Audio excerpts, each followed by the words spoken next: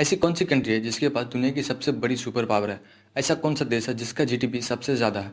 ऐसी कौन सी कंट्री है जिसकी military one of the best मानी जाती है? यानी दुनिया का सबसे ताकतवर देश, दुनिया की सबसे बड़ी इकोनॉमी और एक ऐसी मिलिट्री जिसके सामने कोई भी देश जो है खड़ा नहीं होना चाहता है। हम बात करें यूनाइटेड स्टेट ऑफ अमेरिका की।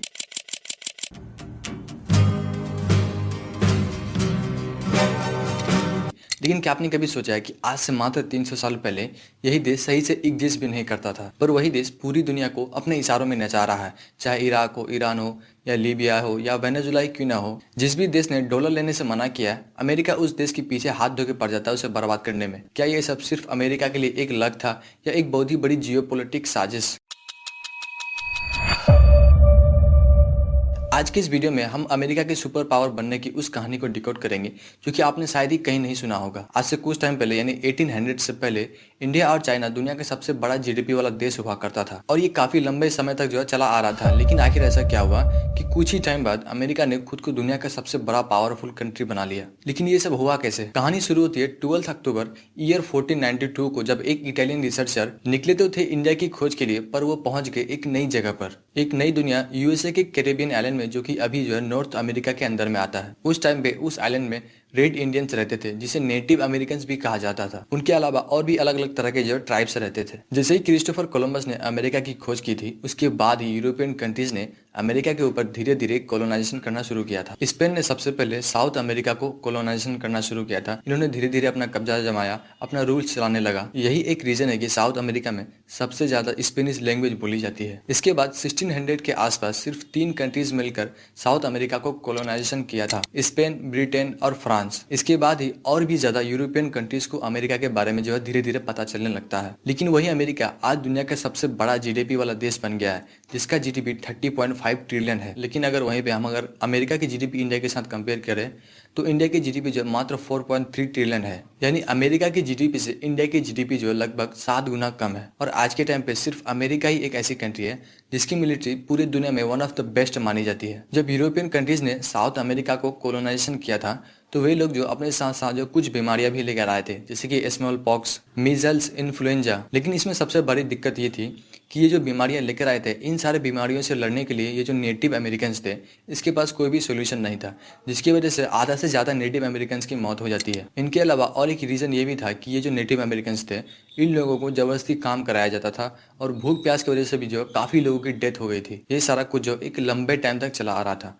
4 जुलाई ईयर 1776 में अमेरिका के लिए अच्छे दिन शुरू होते हैं, क्योंकि इसी दिन ही अमेरिका ने ब्रिटिश से अपनी आज़ादी ले ली थी। इसके कुछ टाइम बाद लगभग ईयर 1500 के बाद अमेरिका की जीडीपी जो है बढ़ने लगा था। और सेम इसी टाइम पे ब्रिटिश और कई यूरोपियन कंट्रीज दुनिया भर के अलग अलग देशों में अपना कब्जा जमाया हुआ था, यानी कोलोनाइजेशन किया हुआ था, जिसमें कि इंडिया भी ब्रिटिश के कंट्रोल में था। लेकिन तब तक अमेरिका खुद को एक आजाद डेमोक्रेसी कंट्री बना चुका था। आजादी के बाद अमेरिका को चाहिए थे नई एरियाज, इसलिए अमेरिका ने खुद को बढ़ाना शुरू किया, यानी खुद को फैलाना शुरू किया। ईयर 1867 में अमेरिका ने रशिया के अलास्का को सिर्फ और सिर्फ 7.8 मिलियन में खरीदा था, और ये उस एग्रीमेंट का एक कॉपी है। अमेरिका को नई एरियाज के साथ साथ फ्यूचर में ऑयल और गोल्ड जैसी चीजें भी चाहिए थी। अमेरिका ने भले ही खुद को एक इंडिपेंडेंस कंट्री घोषित कर दिया था, लेकिन इनकी सोच जो है हमेशा से ब्रिटिश लोगों जैसे ही रही है। अमेरिका ने एक हाइवेन आइसलैंड को अपने कब्जे में ले लिया था, जो कि अमेरिका से काफी डिस्टेंस में था, जिसे लेने का कोई मतलब भी नहीं बनता था। और यही चीज अमेरिका आज भी किसी न किसी देश के साथ करता है। अमेरिका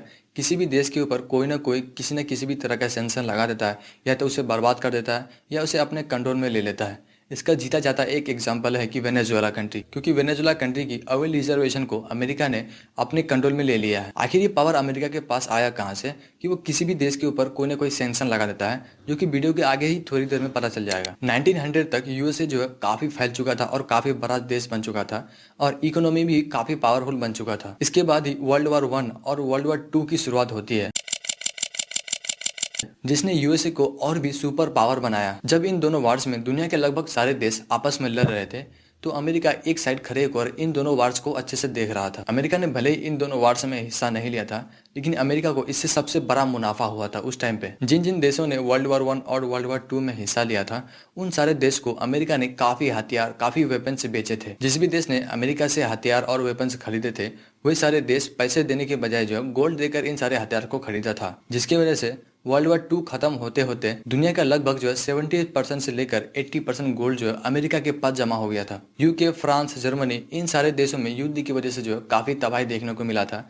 भले ही अमेरिका ने वर्ल्ड वॉर 1 और वर्ल्ड वॉर 2 में हिस्सा नहीं लिया था, लेकिन वर्ल्ड वॉर 2 में अमेरिका ने थोड़ा सा हिस्सा लिया था जब इसे पता चला कि न्यूक्लियर बम का इस्तेमाल करने से वर्ल्ड वॉर 2 की एंडिंग हो सकती है। और ऐसा हुआ भी था कि जब अमेरिका ने जापान के ऊपर न्यूक्लियर स्ट्राइक किया था और वर्ल्ड वॉर 2 की जो एंडिंग भी हुई थी। अब यूरोपियन कंट्रीज में काफी युद्ध की वजह से उन सारे देश की इकोनॉमी काफी खराब हो गई जिन जिन देशों ने वर्ल्ड वॉर 1 और वर्ल्ड वॉर 2 में हिस्सा लिया था। लेकिन वहीं दूसरे तरफ अमेरिका के डॉलर जो है और भी मजबूत होते जा रहा था। ना ही अमेरिका ने इन दोनों वार्स में हिस्सा लिया था और ना ही अमेरिका की जमीन पर इन दोनों वार्स को ले ली गई थी, जिसकी वजह से अमेरिका के इंडस्ट्री और इकोनॉमी जो काफी सलामत था। इसी को देखते हुए लगभग सारे यूरोपियन कंट्रीज ने अपने करेंसी को बचाने के लिए ईयर 1944 में 44 कंट्रीज मिलकर एक साथ मिलकर ब्रेटन वुड्स एग्रीमेंट हुआ था, जिसमें ये सारे 44 कंट्रीज अपनी करेंसी को बचाने के लिए यूएस डॉलर के साथ जो है जोड़ दिया और यूएस डॉलर को गोल्ड के साथ जोड़ दिया ताकि वो स्टेबल रहे। इसमें कंडीशन रखा गया था कि जितने भी डॉलर होंगे उसका प्रिंट सिर्फ और सिर्फ अमेरिका ही कर सकता है और यहीं से दुनिया भर के सारे इंटरनेशनल ट्रेड जो है